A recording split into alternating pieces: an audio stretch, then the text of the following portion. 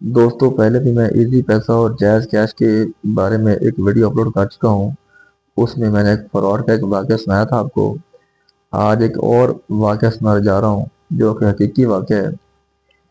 ایک کسٹمر جو کہ ہمارا جاننے والا تھا، تو وہ ہماری شاپ پر آیا۔ اس نے کہا جی کہ 50,000 جو ہے اس نمبر پر پیسے بھیج دیں۔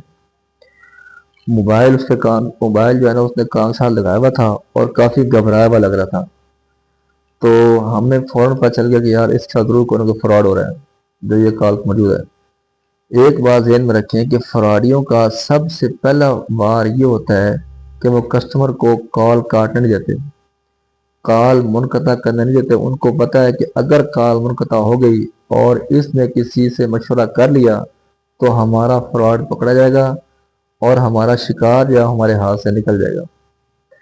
تو سب سے پہلے میں نے اس سے کہا کہ شاہ جی اس طرح کریں کہ آپ کال کاٹ دیں۔ وہ کہہ رہا نہیں یار کال نہیں کاٹنی، میں نے تم پیسے کرو فوراً۔ میں نے کہا شاہ جی آپ کال کاٹ دیں، پھر بے شک پیسے کروا لینا، لیکن ایک دفعہ کال کاٹ دیں۔ اس نے کال کاٹی نہیں بلکہ اس نے کال ہولڈ پہ لگا دی اور پھر جو ہے نا میرے ساتھ بات کی۔ میں نے کہا اب بتائیں کیا واقعہ ہے۔ اس نے کہا جی کہ میرا بیٹا جو ہے وہ کار لے کر گیا تھا دوستوں کے ساتھ، تو اب وہ کسی جگہ پہ جا کر اس کے دوست جو ہے نا وہ پکڑے گئے ہیں اور ان کے دوستوں سے منشیات جو ہے نا وہ برآمد ہوئی ہے، اور پولیس والے کہہ رہے ہیں کہ تمہارا بیٹا چونکہ ان کے ساتھ تھا تو اب تمہارے بیٹے کو پکڑ کے لے کے جا رہے ہیں ہم تھانے، تو اس پر بھی ایف آئی آر دیں گے۔ ابھی ہم تھانے پہنچے نہیں ہیں، تو تھانے پہنچنے سے پہلے تم جو ہے نا اتنے پیسے ہمیں کروا دو تو تمہارے بیٹے کو نکال دیں گے اور باقی دوستوں کو ہم ایف آئی آر میں ڈال دیں گے، تو تم مہربانی کرو۔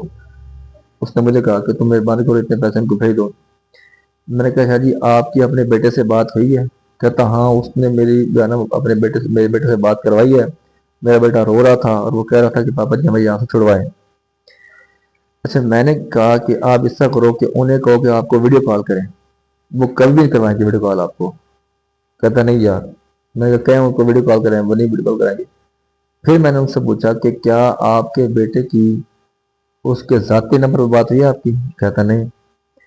میں نے کہا آپ پہلا کام یہ کریں کہ آپ کال کاٹ دیں ان کی اور اپنے بیٹے کو اس کے ذاتی نمبر پر کال کریں۔ اگر ذاتی نمبر پر کال مل گئی اور اس نے کہہ دیا کہ ہاں یہ میں پکڑا گیا ہوں، تو پھر آپ جتنے مرضی پیسے کروا لینا، پھر ہم کر دیں گے۔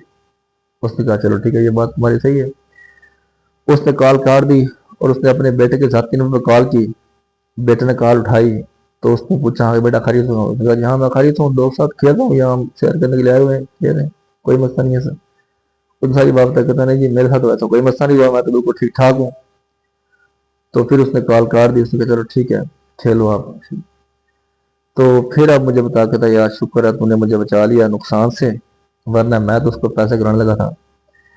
میں نے کہا اب اس نے 50,000 بس نہیں کرنی تھی، اس نے تب تک آپ سے پیسوں کی ڈیمانڈ کرتے رہنی تھی جب تک اس کا فراڈ عیان ہو جاتا، تب تک اس نے آپ سے پیسے کرواتے رہنا تھا۔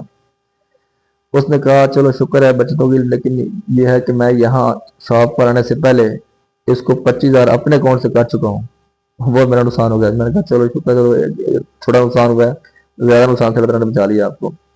تو میرے دوستوں اس سے متاثر کر فراڈیوں سے، اور ایک کام ضرور کیا کریں کہ کبھی بھی اگر وہ آپ سے کہنا کہ کال کاٹنی نہیں ہے تو یہ کام نہیں کرنا، جتنا بھی وہ ضروری کہنا کام اتنا ضروری کام ہے آپ نے یا نا وہ کال کاٹ دینی ہے فوراً، کیونکہ کال کاٹ کے ایک دفعہ مشورہ کر کے پھر دوبارہ کو کال کر لیں بے شک۔